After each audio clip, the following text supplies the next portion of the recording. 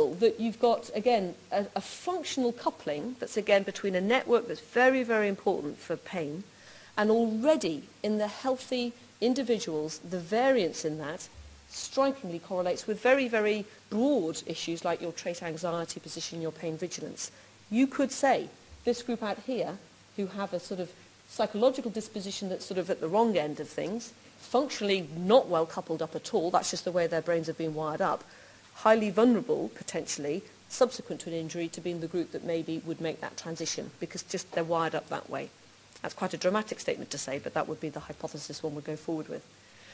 Post-opioid hyperalgesia. Again, if you switch those systems on, you know, if you switch on those brainstem regions, independently of any peripheral tissue injury, from what you've heard from Tony and me, again, you should know now that if those systems are on, I can confer widespread body hyperalgesia, and I haven't gone near you with any peripheral injury, because I've switched it on here. Now I've conferred an amplification system.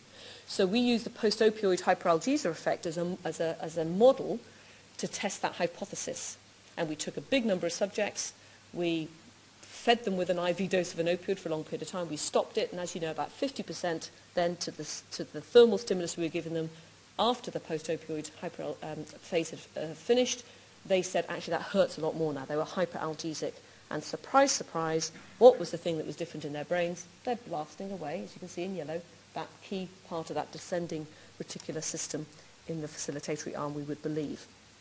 And again, these are normal, healthy individuals. And just look at them. For those of you who are anaesthetists in the audience, this is during the opioid infusion, and this is looking at, again, the change in the brain activity between responders who were opioid hyperalgesic and those who were not.